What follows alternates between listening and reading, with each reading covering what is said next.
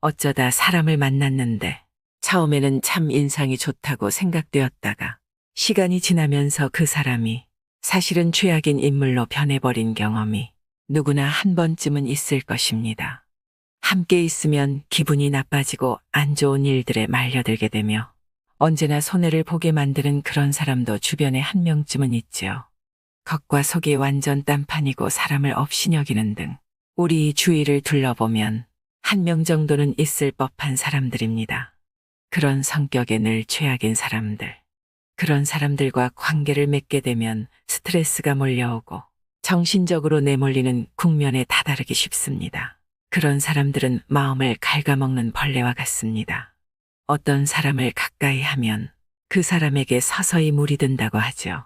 그러한 이유 때문에 이런 사람과 가까이 할수록 최악의 경우에는 자기 자신조차도 그런 비정상적인 사람으로 변할 수 있는 가능성이 숨겨져 있기 때문에 인간관계는 더욱 신경 쓰이는 일이 될 것입니다.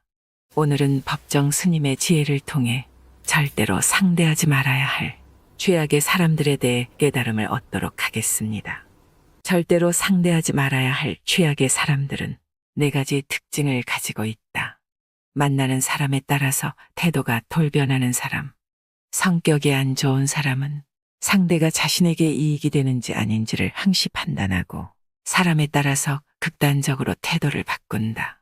그리고 이용할 대로 이용했거나 아니면 뭔가 얻을 것이 있다고 판단했을 때에는 때로는 온화하게 때로는 횡포에 가깝게 사람을 조종한다. 예를 들면 식당에서 종업원에게 반말을 넘어 명령조로 말하거나 클레임을 걸 듯한 언동을 취하는 사람들은 눈여겨볼 필요가 있다. 성격이 나쁜 사람은 지위나 명예, 돈 등의 약한 경향을 가지고 있고 태도와 언동의 이면성이 교묘해서 때로는 자신도 속고 있다는 사실을 눈치채지 못하는 사람도 있다. 만약 주변에 이와 같은 행위가 의심이 되는 사람이 있다면 그 사람이 약한 위치에 있는 사람들 앞에서 어떤 행동을 취하는지 주의 깊게 주시해 볼 필요가 있다. 사람을 무시하고 깔보는 사람은 자신이 얼마나 대단한 사람이라고 생각하는지 물어보고 싶을 정도로 사람을 깔보고 아래로 보는 사람이다. 예를 들어 본인의 목표를 위해 필사적으로 노력하는 사람에게 야, 그딴 거 한다고 뭐가 되겠냐. 노력해봐야 소용없다니까 하고 아무렇지도 않게 말을 하는 사람이 있다. 사람을 이용만 하는 인간.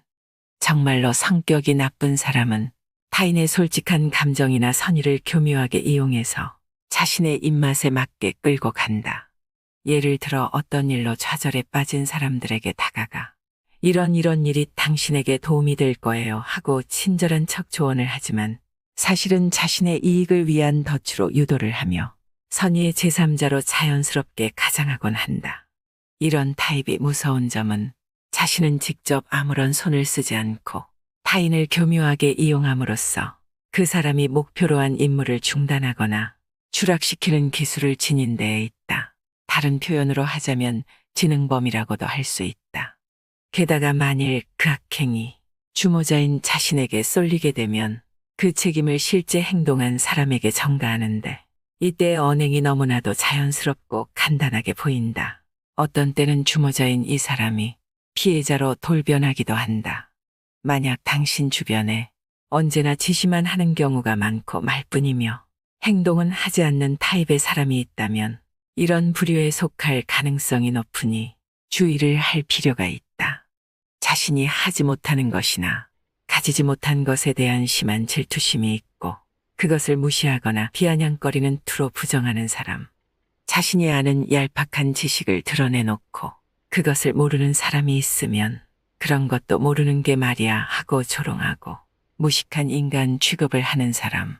이런 사람이 주변에 있는 것만으로도 자신감과 적극성이 낮아지며 최악의 경우 자기 자신의 정체성마저 잃게 될지도 모른다. 만약 그런 사람들을 부모로 두고 있다면 더 말할 필요가 없을 것이다.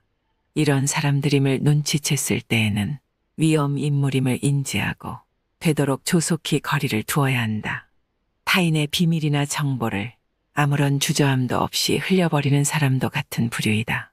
만일 일상적으로 항상 그런 언행을 하는 사람이 주변에 있다면 그 사람과 절대로 말을 하지 않는 것이 가장 가장 현명한 방법이다.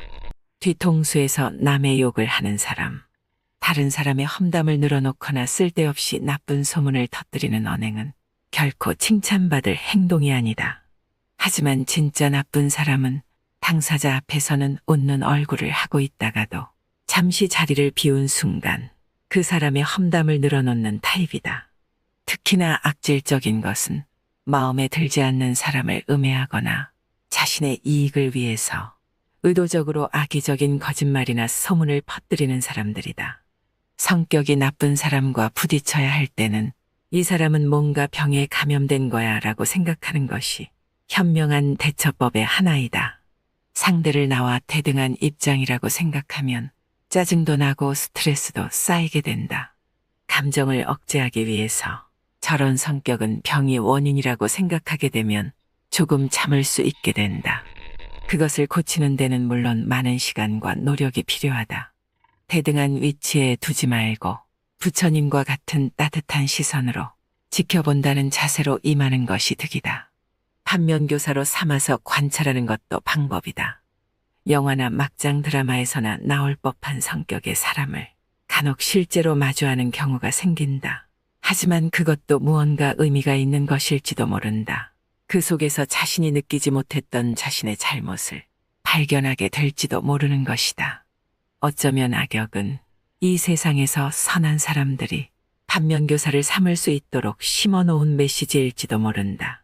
할 수 있다면 평생토록 미치광이 같은 나쁜 놈들을 안 만나는 것이 최고이겠지만 직장이나 주변에서 의외로 높은 확률로 이런 사람들과 조우하게 된다.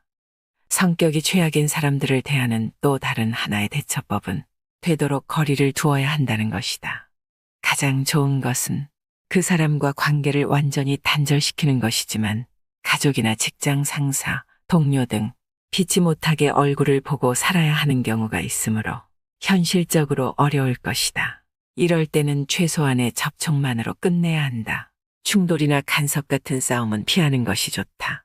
그리고 조심해야 할 것은 실수로라도 상대의 성격을 고쳐보겠다는 등의 생각은 품지 않는 것이 현명한 것이다. 이러한 생각은 스스로에게 많은 스트레스를 가져다 줄 뿐 아니라 정신을 차려보면 오히려 자신이 그 사람에게 조종당하게 되는 상황에 빠질 수 있다. 또한 너무 티가 나도록 부자연스럽게 회피하거나 무시하는 등 돌연 서먹하게 구는 태도를 취하는 것은 나중에 싸움을 야기할 수 있는 원인이 된다. 그러니 되도록 자연스럽게 건들지 않으면 똥이 묻지 않는다는 마음으로 실행해야 한다. 악성 질환에 걸렸다고 생각하고 지켜본다. 만약 그런 사람들로 인해 극심한 스트레스를 받고 있다면 그것은 어쩌면 그 자리를 떠나 새로운 것을 찾아보라는 인생의 새로운 전환기를 암시하는 것일 수도 있다. 세용지마라는 말도 있듯이 악역과의 만남도 그 의미를 잘 생각해보면 자신에게 도움이 되는 방향으로 길이 보이게 된다. 또 이런 사람들도 있다. 상대가 이야기할 때 귀 막고 듣는 사람, 귀를 막고 듣는 사람은 상대가 무슨 이야기를 해도 이미 자기 안에 답을 갖고 있다. 타협하거나 재고의 여지를 두지 않고 상대가 어떤 말을 해도 들으려고 하지 않을 뿐만 아니라 심지어 이야기를 계속 이어가는 사람을 깔보거나 업신여기기까지 한다.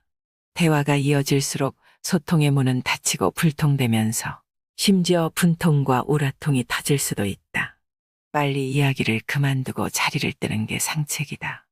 어떤 사람은 자신이 도움이 필요할 때만 찾아오는 사람이 있다. 그 필요가 충족되면 소식을 끊고 살다가 다시 뭔가가 필요해지면 필요한 도움을 요청한다. 사람과의 관계는 끊임없이 애정과 관심을 갖고 보살펴야 하는 수동 시계와 같다. 애정과 관심이 식으면 넘을 수 없는 경계가 생긴다. 경계는 이제 다시 넘을 수 없는 한계로 자리 잡는다. 필요할 때 필요한 걸 부탁하면 필요한 걸 얻을 수 없다. 인간은 필요로 맺어지는 계약 관계가 아니기 때문이다. 필요로 맺어진 인간관계는 필요가 없어지면 인간관계도 끊긴다.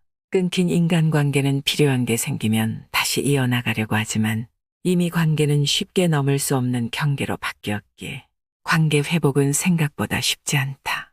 필요 없는 사람은 없다. 다만 상대가 지금 필요하지 않다고 생각할 따름이다. 내 이익만 챙기는 나밖에 모르는 사람이 있다. 다른 사람의 아픔에 눈 감는 사람은 사람으로서의 기본적인 윤리나 의무를 망각한 사람이다. 상대방의 아픔을 사랑하는 사람이 진짜 사랑하는 사람이다. 자기 과시에서 헤어나오지 못하는 사람이 있다. 대화를 나누다 보면 자기 생각은 언제나 옳다고 생각하면서 자신 있게 자기 주장을 펼치는 사람이 있다. 물론 자신감을 기반으로 자기 주관을 거침없이 이야기하는 사람을 무조건 부정적으로 생각하지는 않는다. 문제는 내 생각도 틀릴 수 있다는 가능성을 열어놓지 않고 자신을 맹신하는 사람의 생각이다. 지금 내 생각은 내가 살아오면서 겪은 직간접적 체험이 역사적으로 축적되어 생긴 산물이다. 생각은 그래서 역사성을 띠고 있다. 내 생각을 만들었던 그 당시의 상황이 지금과 다를 수 있기 때문에 지금 내 생각은 지금 여기에 안 맞을 수도 있다. 더욱 심각한 문제는 자신이 갖고 있는 경험과 지식을 지나치게 높이 평가하면서 자신과 다른 상대방의 관점을 인정하지 않으려는 것은 고집이나 아나무인의 자세다. 사람은 저마다의 생각을 가지고 각자 다른 환경에서 다르게 살아간다. 누군가의 이야기가 틀렸다고 생각하기 이전에 내 생각과 어떤 점에서 다른지를 먼저 생각해 볼 필요가 있다. 모든 생각은 일리가 있는 의견이다. 상대로부터 귀하게 대접받으려면 귀를 기울여야 한다. 경청할수록 경건해지고 상대방을 존경하게 된다. 내가 귀를 기울인 만큼 나는 기울어지지 않는다. 오히려 상대를 똑바로 세워 자존감을 갖게 만들어줄 수 있다. 자세를 낮추고 귀를 기울일 때 소통은 화통해진다. 진정한 대화는 나를 낮추고 상대를 높여주는 겸손에서 비롯된다. 나를 낮추고 상대를 높여주면 덤으로 나도 높아진다. 다른 사람의 입장을 고려하지 않고 자신만의 이익과 욕심만을 추구하는 사람은 다른 사람의 감정이나 입장을 생각하지 않지요. 때로는 이런 무심함이 다른 사람을 상처 주게 됩니다. 만나면 자신이 좋아하는 음식만 시키거나 다른 사람들의 의견을 묻지 않는 것은 본인도 모르는 새에 자기 중심적인 사고가 몸에 배인 것이겠지요. 이럴 땐 거리두기가 필요합니다. 소중한 내 자신을 지키기 위해서죠. 비판적인 사람과는 멀리하고 그들의 행동을 내 것으로 가지고 오지 않는 것은 참 중요합니다. 나의 능력을 낮게 평가하지 말고 긍정적인 마음가짐으로 살아가야 합니다. 나의 인생에 도움이 되지 않는 인간들과 함께 지내야 할 때에는 자신만의 가치관을 가지고 행동 원칙을 지켜가며 상호작용해야 합니다. 우리 모두는 서로 다른 인간성을 가지고 있기 때문에 누구를 만나든 지혜롭게 대처하는 것이 필요합니다. 이상으로 인생의 품격이었습니다. 하루하루 당신의 품격이 더 빛나길 바랍니다.